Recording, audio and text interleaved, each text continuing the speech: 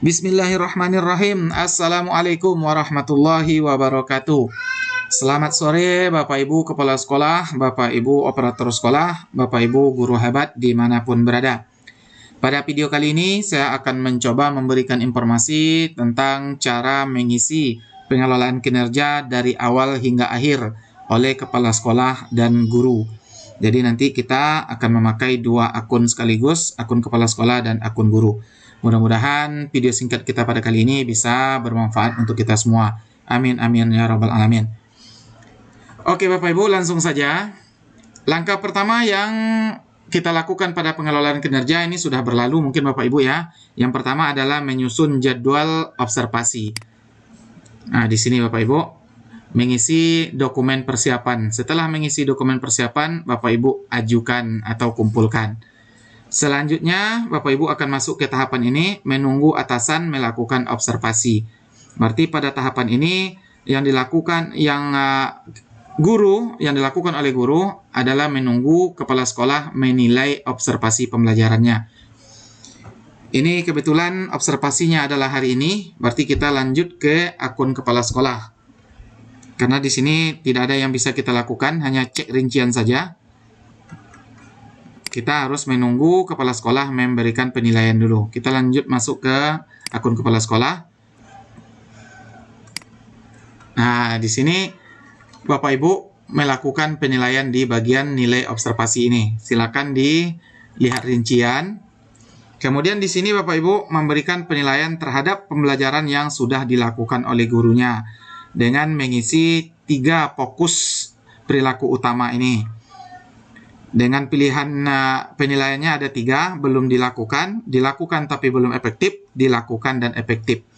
Kemudian pada catatan ini silakan Bapak Ibu isi dengan perilaku yang dilakukan oleh guru, kemudian respon yang diberikan oleh siswa. Atau lebih mudah dipahami, apa yang dilakukan oleh guru, kemudian bagaimana respon siswa terhadap pembelajaran yang dilakukan oleh guru tersebut. Kemudian pada kolom yang di bawah ini, apa rekomendasi Bapak Ibu terhadap guru tersebut? Apa yang perlu ditingkatkan, apa yang perlu diperbaiki lagi dari proses pembelajaran yang telah dilakukan? Silakan diketikkan di sini. Nah, jika sudah Bapak Ibu lakukan penilaian di sini, silakan Bapak Ibu klik kumpulkan. Di sini dicek kembali penilaian yang Bapak Ibu lakukan tadi. Jika sudah sesuai rasanya, silakan di checklist di sini. Kemudian klik kumpulkan. Nah, setelah Bapak Ibu kumpulkan, maka di akun kepala sekolah tidak ada yang bisa Bapak Ibu lakukan kecuali menunggu gurunya mengisi dokumen tindak lanjut. Berarti sekarang kita lanjut ke akun gurunya. Silakan menuju ke akun gurunya, silakan di-reload dulu. Nah, di sini sudah checklist Bapak Ibu. Yang tadi menunggu atasan melakukan observasi, sekarang sudah checklist.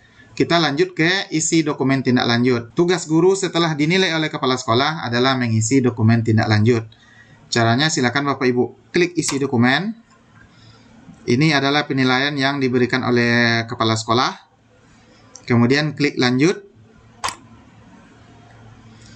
Nah, di sini silakan Bapak Ibu isi refleksi Bapak Ibu terhadap pembelajaran yang telah dilakukan. Isi refleksi ini Bapak Ibu tinggal menjawab pertanyaan ini, apa tantangan yang Anda hadapi untuk melakukan praktek kinerja yang direncanakan selama observasi kelas?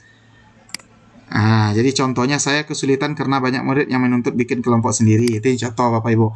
Panduannya, tantangan itu bisa berupa salah satu kondisi berikut. Jadi yang dimaksud dengan tantangan di sini bisa berupa kesulitan yang Anda hadapi atau yang kita hadapi. Kemudian bisa juga aspek praktek yang ingin Anda tingkatkan. Berarti tantangan itu bisa berupa praktek yang perlu Bapak Ibu tingkatkan atau yang Bapak Ibu rasa masih kurang. Atau tantangan itu bisa berupa perubahan praktek agar lebih berdampak kepada pembelajaran. Ini salah satu dari yang 3 ini boleh. Kemudian, apa yang kita isi dalam refleksi tersebut? Yang pertama, jelaskan perilaku atau kejadian yang menggambarkan tantangan. Apa perilaku atau kesulitan yang Bapak Ibu hadapi tersebut? Kemudian jelaskan juga faktor yang menyebabkan tantangan tersebut.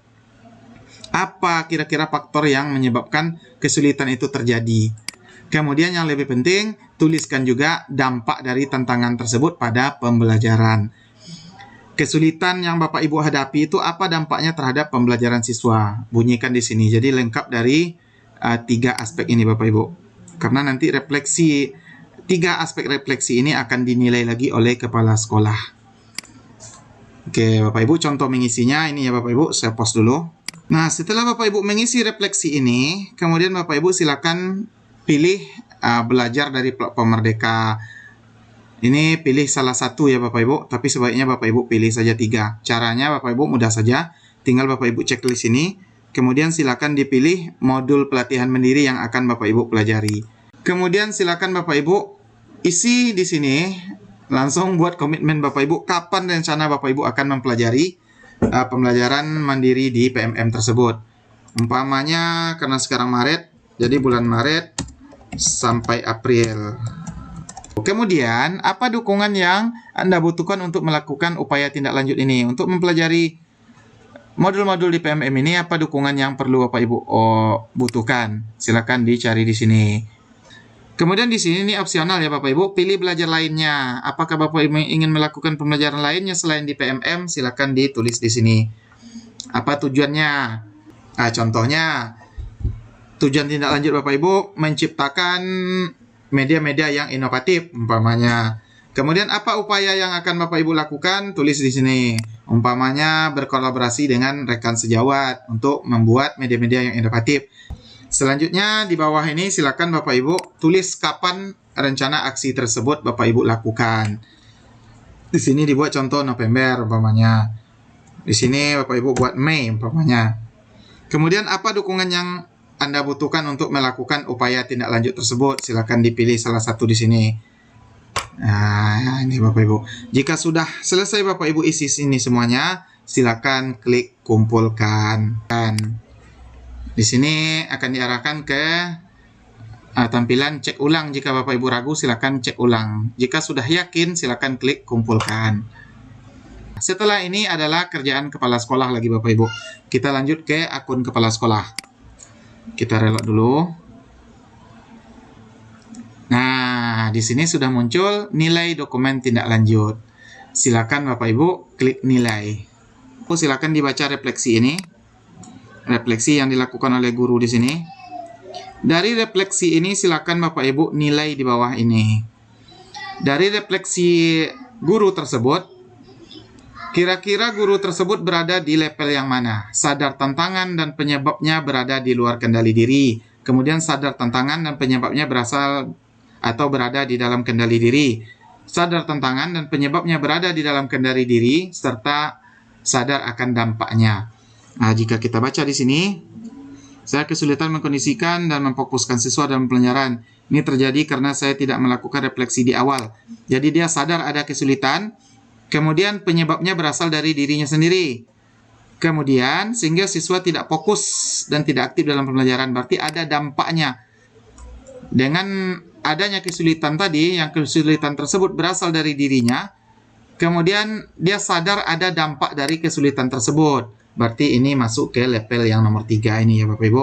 Dia sadar ada kesulitan atau tantangan. Kemudian tantangan tersebut penyebabnya berasal dari dirinya sendiri. Dia tidak menyalahkan yang lain terhadap kesulitan tersebut. Kemudian dari kesulitan tersebut, guru tersebut juga sadar ada dampaknya terhadap pembelajaran siswa. Berarti masuk ke level 3 ini.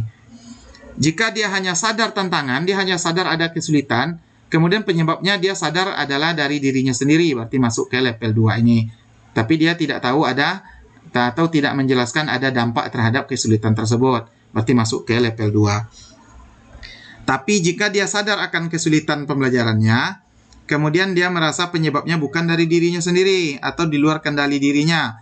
Umpamanya karena sarana prasarana, siswa tidak fokus karena ruangannya panas, seharusnya dibelikan AC lah 10 buah. Itu umpamanya. Berarti dia berada di level nomor 1 ya Bapak Ibu. Oke. Selanjutnya setelah Bapak Ibu pilih penilaian yang ini, silakan Bapak Ibu isi penjelasannya di sini catatan. Apa isi catatan ini? Catatan yang menjelaskan kenapa Bapak Ibu memilih penilaian ini.